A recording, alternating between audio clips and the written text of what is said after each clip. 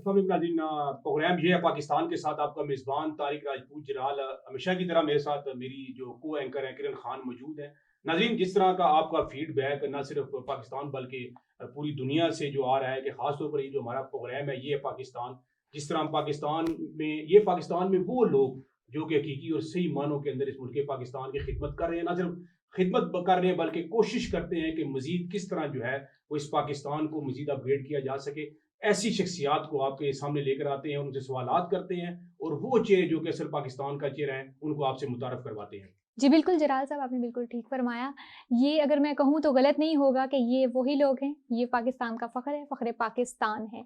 और जैसा कि आपने कहा कि पूरी दुनिया में देखा जाता है ये प्रोग्राम, बिल्कुल पूरी दुनिया में ये प्रोग्राम देखा जा रहा है और बहुत सारे जो लोग हैं जलाल साहब वो मुझे कह रहे हैं कि इस तर्ज़ के प्रोग्राम होने चाहिए और इस तरह के लोगों को नुमायाँ करना चाहिए, सामने लेकर आना चाहिए, जिन्होंने पाकिस्तान के लिए काम किया है और अपना टाइम वक़्फ़ किया है पाकिस्तान के लिए। और इसमें ये खुशी होती है जलाल साहब मुझे देखते हुए कि नौजवान लोग भी अब जो है पाकिस्तान के लिए कुछ ना कुछ करने के लिए एक जज़्बा रख रहे हैं, ये एक बहुत बहुत अच्छी चीज़ ज़बरदस्त है। बात की किरण आपने, और बिल्कुल हमारा मकसद भी यही है किरण कि ऐसे लोग जो कि वाक़ई जो है पाकिस्तान के लिए काम करते हैं, क्योंकि किरण देखें आज के दौर के अंदर बहुत सारी ऐसी चीज़ें जो नेगेटिव जी, चीज़ें बिल्कुल। हैं, वो हम लेकर आते हैं और लोग उसको उनको दिखाते भी हैं, लेकिन नो डाउट कि डेफ़िनिटली जो है कुछ चीज़ें नेगेटिव भी हैं, लेकिन हमने कोशिश करनी है कि एग्ज़ैक्टली। पॉज़िटिव चीज़ें जो हैं वो पाकिस्तान की जो है वो लोगों को दिखाएँ और बताएँ आज हमारे साथ कौन से ऐसे मेहमान जो हमारे साथ मौजूद हैं, जी, उनका तारुफ़ करवाएँ जी। जी, बिल्कुल, आज भी हमारे साथ अगर ये कहा जाए ये है पाकिस्तान के 2 ऐसे चेहरे मौजूद हैं जिन्होंने जो है बहुत सारे काम किए और उनके हवाले से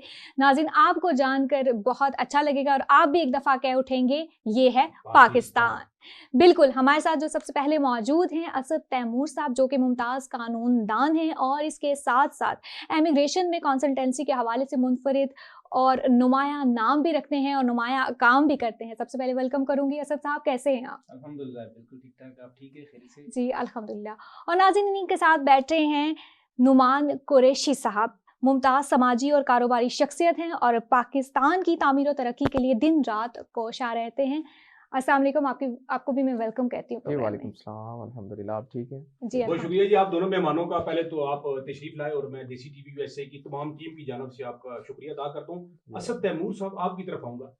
जैसा कि इमिग्रेशन के हवाले से मैं, क्योंकि आम जो लोग हैं वो जानना चाहते हैं, बहुत सारे लोग बाहर जाना भी चाहते हैं, लेकिन तरह-तरह के फ्रॉड हम देखते भी हैं अक्सर। और आज आपको यहाँ पर अपने प्रोग्राम ये है पाकिस्तान में बुलाने का मकसद भी यही है। पहले तो मैं ये चाहूँगा कि थोड़ा-सा आप अपने इंट्रोडक्शन, क्योंकि एज़ अ वकील तो सब आपको जानते हैं। ये जो काम है, जो ख़ास इमिग्रेशन के हवाले से आप लोगों की रहनुमाई फरमाते हैं, इसके ऊपर रोशनी डालिएगा।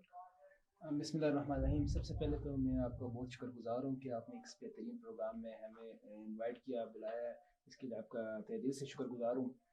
आपने बहुत अहम क्वेश्चन पूछा और इस वक़्त अगर आप पाकिस्तान नौजवानों के हवाले से बात की जाए तो उनके एक क्रेज़ है, एक पैशन है कि वो बाहर की दुनिया में जाए, डेवलप कंट्री में जाए, वहाँ पे अपना लोहा मनवाए। ये अच्छी बात है, हमारे मुल्क में इस वक़्त से 70% यूथ है, 69% यूथ है और ये इसमें मतलब 2000 एक सर्वे के मुताबिक 2050 तक ये यूथ ने आगे बढ़ना है, इसने हमारे आबादी में बढ़ना है।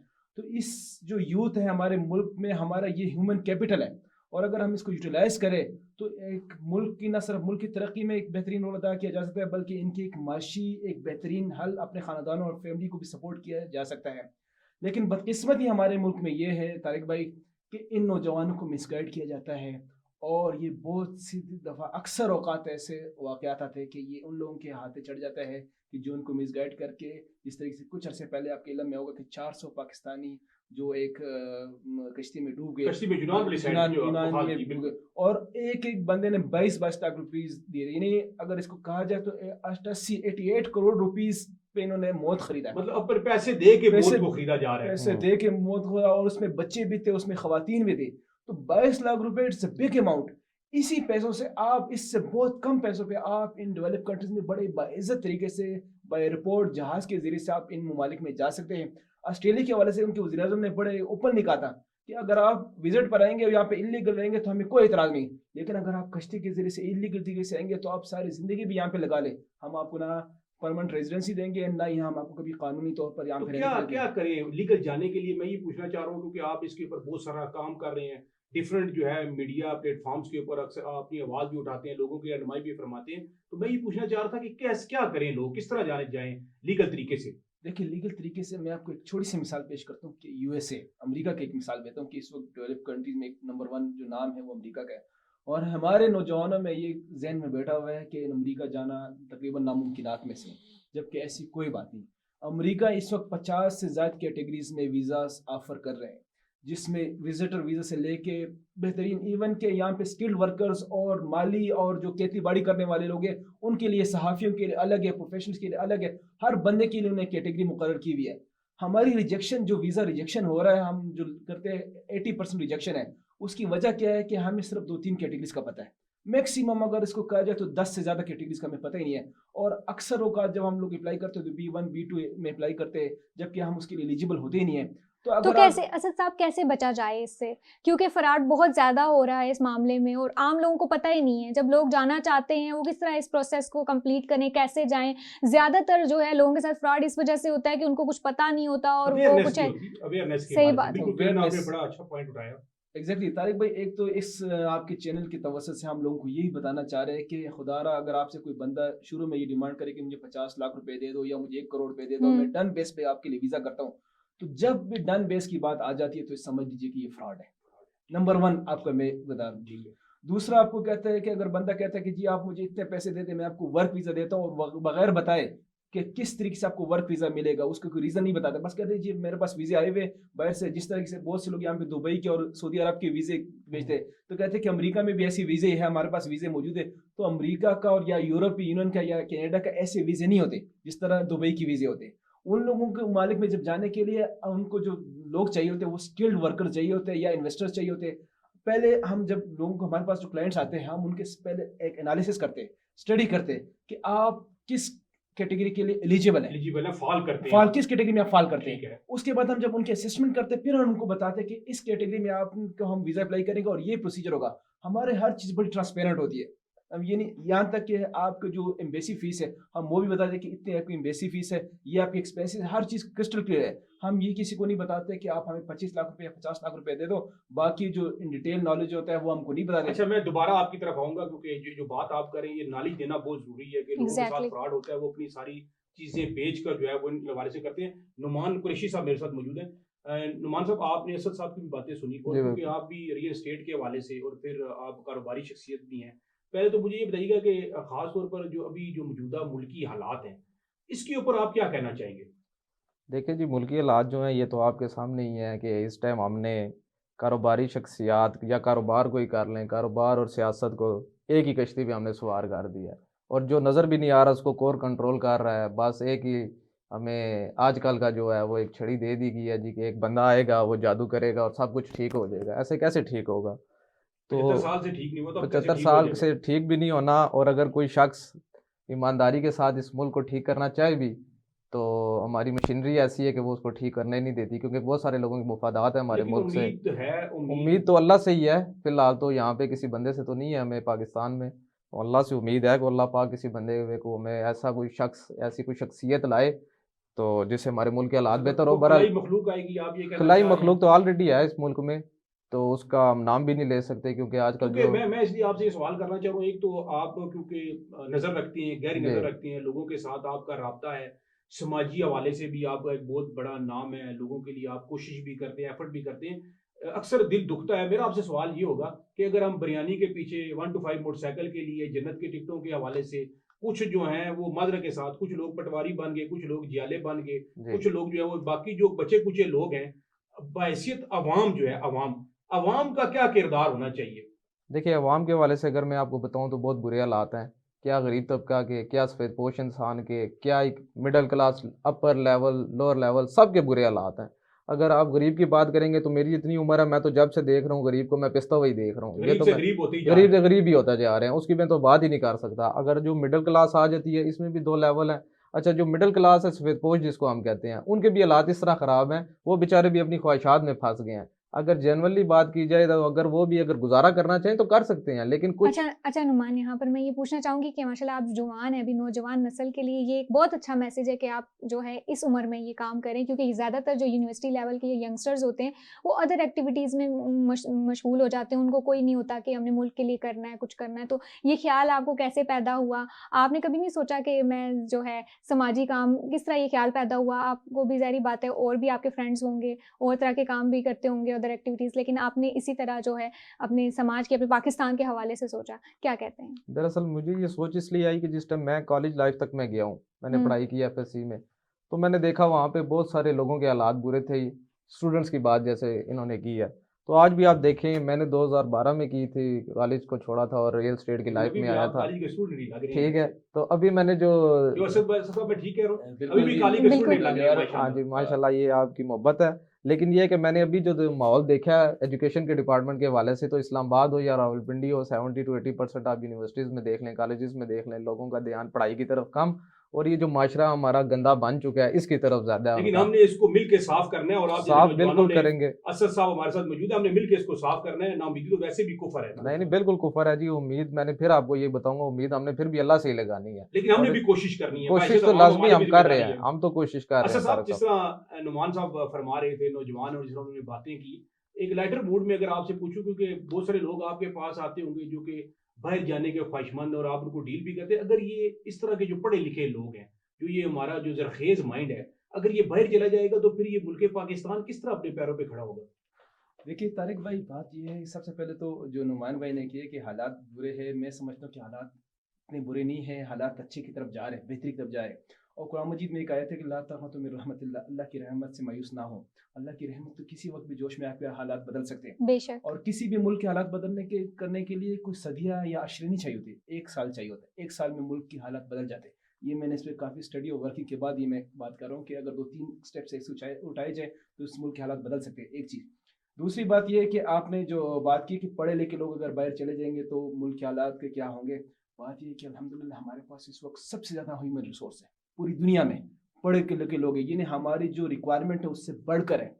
तो अगर ये लोग वहाँ बाहर चले जाएंगे तो उसके 2-3 एडवांटेजेस हमारे मुल्क होंगे।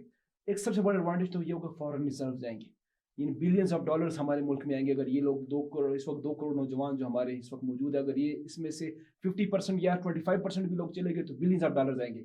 दूसरी बात है कि उस टेक्नोलॉजी से नो हाउ इनको हासिल हो जाएगी, उनको पता चल जाएगा कि वहाँ के लोग, जिन लोगों ने तरक्की कैसे की है।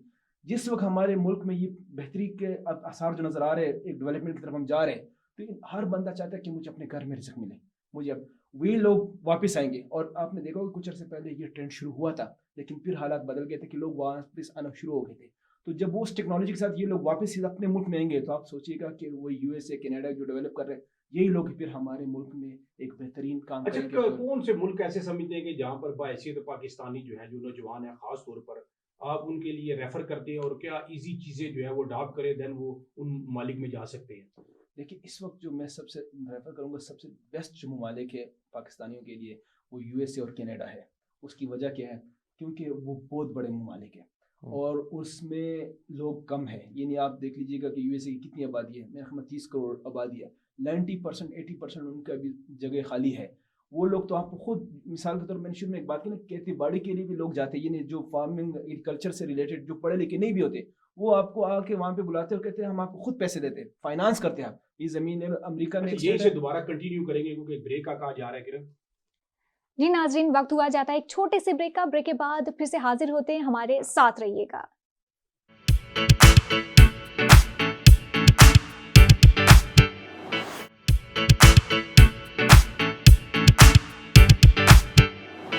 जी नाज़रीन, ब्रेक से दोबारा वापस आ चुके हैं, और जिस तरह असद साहब बात कर रहे थे, सब वही से कंटिन्यू कीजिएगा। जैसा मैंने सवाल किया कि थोड़ा सा बता दें कि ममालिक के हवाले से जो है वो लोग, उनको आप चाहेंगे वो प्रेफर करें। देखिए, मैं जो प्रेफर करूँगा उन ममालिक की, यूएस और कनाडा में इस वक्त एक बेहतरीन अपॉर्चुनिटीज़ हमारे पाकिस्तानी नौजवानों के लिए नीड है। ख़ास तौर पे जो टेक्निकल जो स्किल्ड वर्कर्स है, उनकी तो यूएसए और कनाडा में बहुत ज़्यादा नीड है, क्योंकि उनकी आबादी बहुत कम है इस वक्त और उनके पास लैंड बहुत ज़्यादा है। इवन के स्किल्ड वर्कर के से हट कर भी अगर आप यहाँ पे एग्रीकल्चर से भी रिलेटेड कोई तजुर्बा रखते हैं, तो वो आपको $500 में एक बहुत बड़ी ज़मीन देंगे आपको, और न सिर्फ ज़मीन देंगे बल्कि उस पर जो एक्सपेंस आएगा उसको भी फाइनेंस, इंटरेस्ट फ्री फाइनेंस करेंगे आपको।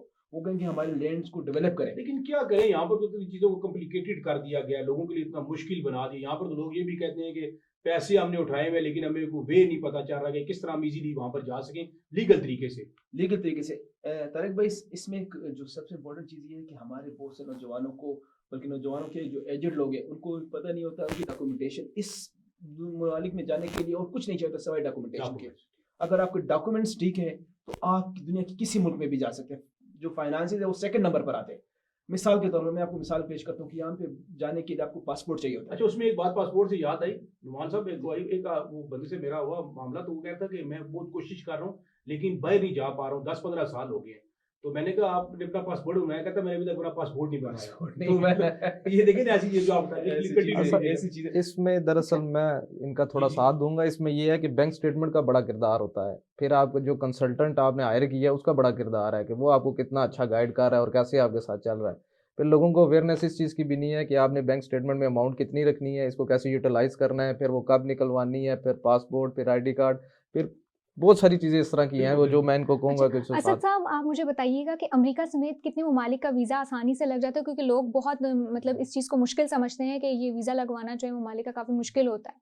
देखिए, लोगों के अंदर ये चीज़ें बहुत ज़्यादा देखने में आई वीज़े हैं। की मुख्तलिफ कैटेगरीज है। जी। नंबर 1 विजिट वीज़ा है। जो विजिट वीज़ा तो आपको किसी भी मुल्क का लग सकता है। उसके बाद फिर इमिग्रेशन है, वहाँ पर जो PR है, ग्रीन कार्ड जो आगे जाते हैं। तो 2 किस्म की मेजर कैटेगरीज अगर आप देखा जाए तो विजिटर वीज़ा है और इमिग्रेशन है। विजिटर में फिर मुख्तलिफ कैटेगरीज आ जाती है। अगर आप विजिट पे जाना चाहते हैं, बहुत से ऐसे ममालिक होते हैं कि अगर आप विजिट पे चले जाए तो वहाँ पर उसको वर्क वीज़े में कन्वर्ट कर सकते हैं। जिस तरह मैंने कनाडा की मिसाल दी है कि वो 10 साल का आपको विजिट वीज़ा मिलता है, वहाँ पर 6 मंथ तक आप स्टे कर सकते हैं, और 2025 तक उनकी पॉलिसी है, इमिग्रेशन पॉलिसी, कि आप विजिटर वीज़े को वर्क वीज़े में कन्वर्ट कर सकते हैं। जैसे आपको जॉब मिल जाती है वहाँ पे आपको जाता है। इसके अलावा अगर आप जाना चाहते हैं बाहर, जो नौजवान हैं वो स्टडी वीज़े एक आसान तरीका है जहाँ पर आप जा सकते हैं। मिसाल के तौर पे इंग्लैंड जाना चाहते हैं, आप वहाँ पे स्टडी करें। जिन्होंने बैचलर किया होता है वो मास्टर के लिए चले जाए, जिन्होंने FSc किया वो बैचलर के चले जाए। उस दौरान आप पढ़ाई के दौरान आप अपना काम भी कर सकते हैं और वहाँ पे पढ़ाई भी कर सकते हैं। पढ़ाई के बाद वो आपको टाइम देते हैं। इंग्लैंड में 2 साल टाइम देते हैं, अमेरिका में 3 साल का टाइम देते हैं कि ये आप पढ़ाई के बाद वहाँ पे अपनी जॉब करें। इस दौरान जब आप जॉब शुरू कर दें तो वही जो आपका टाइम होता है उसमें अपनी जॉब ढूंढ कर आप वहाँ पे PR हासिल कर सकते हैं। 5 साल PR का टाइम होता है, जिसको ग्रीन कार्ड भी हम कहते हैं। नॉर्मली लोग ग्रीन कार्ड कहते हैं और प्रोफेशनल इसको परमानेंट रेजिडेंसी कहते हैं। 5 साल के बाद आपका यही PR जो होता है वो आपका नेशनलिटी में बदल जाता है। अच्छा, इसमें एक और चीज़ भी है असद साहब कि खास तौर पर जो फैमिली के हवाले से, अगर कोई फैमिली पूरी जो है वो शिफ्ट करना चाहे और बिजनेस के हवाले से, जिस तरह आप कहते हैं, वो अमाउंट बता सकते हैं खासतौर पर अगर कनाडा जाना चाहता है कोई शख्स या अमेरिका जाना चाहता है, वो बिजनेस के हवाले से, बिजनेस पॉइंट ऑफ व्यू से, उसमें कोई फिक्र भी है अमाउंट की? बिल्कुल है। मिसाल के तौर पर मैं बिल्कुल स्टार्ट से शुरू करता हूँ, फिर स्टेप बाय स्टेप ऊपर जाता हूँ कि अगर आप यहाँ पे मोबाइल शॉप या इस किस्म के छोटे मोटे काम, यहाँ पे शॉप्स वगैरह आपके है और आप $50,000 अपने अकाउंट में शो कर ले, $50,000 यानी 50 लाख तकरीबन कितना 1.5 करोड़ पे शायद बनता है। ठीक है, ये थोड़ा सा बड़ी अमाउंट है, लेकिन इसके बहुत काफी बड़ी अमाउंट है 1.5 करोड़ रुपया। लेकिन अगर आप उसमें, तो ये एक स्टार्टअप इन्वेस्टमेंट, क्योंकि वो लोग आपको इसी वक्त वीजा देंगे कि आप हमारे लिए फायदेमंद क्यों, जब आप जाएंगे उनको वीजा के लिए अप्लाई करेंगे, हम आपको क्यों वीजा दें? तो या तो आप कहेंगे कि मैं एक्स्ट्रा ऑर्डिनरी PhD आपने की हो, PhD को वो वीजा देते थे बड़ी आसानी से। ठीक है, आप IT से रिलेटेड कोई इस प्रोफेशन, उससे तो आप इंजीनियर हो, डॉक्टर हो, इन लोगों को बड़ी आसानी से। अच्छा असद साहब, बहुत सारे लोगों का पाकिस्तान से आउट ऑफ कंट्री जाना, क्या समझते हैं आप? क्यों जा रहे हैं बहुत सारे लोग? बेशक वो स्टडी के लिए जा रहे हैं, किसी भी चीज़ में। जी देखिए, आपने बहुत अच्छा क्वेश्चन किया कि पाकिस्तान से लोग क्यों जा रहे हैं। तो पाकिस्तान से बाहर जाना कोई बुरी बात नहीं है। क्योंकि उन लोगों ने अपने आप को डेवलप किया। पाकिस्तान डेवलपिंग कंट्रीज में आ रहा है। अगर इकोनॉमिक पॉइंट ऑफ व्यू से देखें तो Pakistan is a developing country और वो डेवलप्ड कंट्रीज है, ये नहीं वो तरक्की याफ्ता ममालिक है। और हम इस वक्त तरक्की के सफ़र से गुजर रहे हैं। तो जब हम तरक्की के सफ़र से गुजर रहे तो हमें कुछ ऐसी नॉलेज, हमारे पास स्किल्स और आने चाहिए कि जो हम अपने मुल्क में यूटिलाइज, मतलब उसको यूज़ कर सके, कैसे अपने मुल्क को उन लेवल तक पहुँचाएं। तो उसके लिए ज़रूरी है कि हम उन ममालिक में जाएं, वहाँ पे पढ़े, उनकी एडवांस टेक्नोलॉजी को सीखें। मैं दोबारा लास्ट में नुमान साहब हमारे साथ मौजूद हैं। नुमान साहब, मेरा आपसे सवाल ये है कि रियल एस्टेट के हवाले से भी आप उससे वाबस्ता हैं, तो मौजूदा हालात में रियल एस्टेट जो है इसको आप किस तनाजुर में देखते हैं? क्योंकि डेफिनेटली लोग जो हैं सफ़र कर रहे हैं, हालात मुश्किल हैं, तो जो पीक आई थी खासतौर पर अगर मैं मुशर्रफ के दौर में बात करूँ, वो जो पीक आई फिर दरमियान में एक पीक आई, लेकिन अभी रियल स्टेट कहाँ पर खड़ी है, क्या कहेंगे इसके बारे में? देखिए, मुशर्रफ साहब का जो ज़माना था उस टाइम तो हम खुद छोटे थे, हमें नहीं पता, लेकिन ये है कि जब हमने देखा इमरान खान साहब का ज़माना आया, ठीक है। तो इन्होंने रियल एस्टेट के लिए काफ़ी आसानियाँ पैदा की, टैक्सेस में काफ़ी छूट दी, इन्होंने एक वो एमनेस्टी स्कीम निकाली थी जिसमें आप अपने इन्वेस्टमेंट करें ऑल ओवर, इन्होंने वर्ल्ड, इमरान खान साहब ने कहा था कि जी आप करें तो आपसे कोई पूछ नहीं बहुत होगी। सारे इन्वेस्टर तो आए बहुत भी। सारे इन्वेस्टर आए, बहुत ज़्यादा इन्वेस्टमेंट हुई, आप सर्वे करवा के देख लें 2018 से 21 के दरमियान 3 सालों में आपको पता चल जाएगा। बहुत से लोगों ने इन्वेस्टमेंट की और एक बहुत बड़ा बाहर पीक से आया, आया, बूम फॉरेन आया, लोग आए, बहुत बड़ा बाहर जो पाकिस्तानी है वो आए यहाँ पर। वो आए, और फिर हमें यहाँ पे पता चला कि सिर्फ हमने अपने शहर में यूं नहीं रहना, यूं भी रहना है। ठीक है, हाई राइज काफ़ी बने, लोगों को अवेयरनेस आई कि ठीक है हाई राइज बनेंगे, हमारा मुल्क तरक्की करेगा, टैक्सेस भी लोगों ने जमा कराए हैं। अच्छा, अब जो पीछे हुकूमत गुजरी है मुस्लिम लीग नून की, ये जो पीडीएम की बात कर रहे पीडीएम हैं। की हुकूमत जो गुजरी है 1.5 साल, इन्होंने टैक्सेस बहुत लगाए हैं। इन्होंने टैक्सेस की भरमार की है कि अगर आपने कोई 5 मरले का प्लॉट भी ट्रांसफ़र करवाना है किसी सोसाइटी में या किसी शहरी आबादी में, तो आपको इतना टैक्स देना पड़ेगा कि कोई कारोबारी दोनों को शख्सियत देना है, पड़ेगा, दोनों को, परचेजर को भी और सेलर को भी और परचेजर परचेजर को को भी, भी। ठीक है, गेन टैक्स है। मतलब ये अगर वो जो इन्वेस्टर था ना, जब वो टैक्सेस को शामिल करता था ना अपनी इन्वेस्टमेंट में, तो वो फिर सोचता था मैं अब इसमें कमाऊंगा क्या।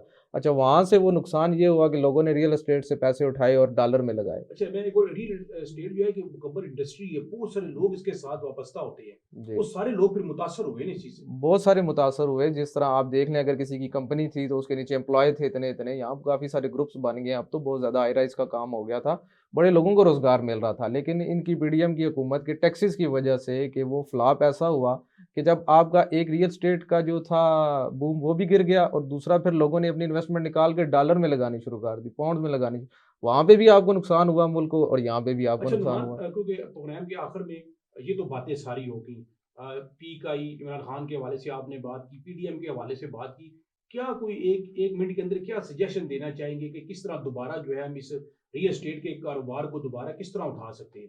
बिल्कुल, ऐसे सबसे पहले जैसे मैंने टैक्सेस की बात की, तो मैं गवर्नमेंट जो भी आए नेक्स्ट, उम्मीद है अल्लाह पाक ऐसे किसी शख्सियत को अच्छा लाए को जो लोग हमारे आएंगे, मुल्क अच्छे को जी। ऊपर आने में मदद करे। कि जैसे भाई ने थोड़ी बात की, मैं उसको भी ज़रा इंटर कर लेता हूँ कि नौजवानों का इस मुल्क से जाना अच्छी बात नहीं है। सही है। ये तो हमारे वो वज़ीर-ए-आज़म वाली बात इन्होंने कर दी कि जा रहे हैं तो आज से 5 साल बाद फिर आएँगे, 10 साल बाद तो कुछ ना लेकिन कुछ वो लेकर सारे आएँगे। नौजवान नहीं भेज रहे हैं, वो कह रहे ठीक हैं है? पढ़े लिखे जाए, बाकी सारे मैं इधर ही कहता हूँ रहें। पढ़े लिखों की तो हमें ज़रूरत है, बाकी तो आप यूँ खुद तो घूम जाए लें। ना, कुछ टेक्नोलॉजी तो सीख के आए ना। टेक्नोलॉजी सीख के इधर आती हैं, एक तो हमारे निज़ाम में भी गलती है कि निज़ाम भी जो है टैलेंट ज़ाया कर देता वो है, ठीक लेकिन है। हमें यहाँ पे टैलेंट की ज़रूरत है जो हमारे मुल्क को ज़रा ऊपर लाएँ। बाकी मैं रियल एस्टेट या कारोबार के हवाले से ये बात करूँगा कि आप अपने कारोबार को ऊपर लाने के लिए सबसे पहले टैक्सेस को कम करें, जी। जो भी नेक्स्ट गवर्नमेंट आती है, ठीक है? फिर आप लोगों को छूट दें ज़रा-सी, जैसे इमरान खान साहब की पॉलिसी थी, उस तरह की पॉलिसी लाएँ।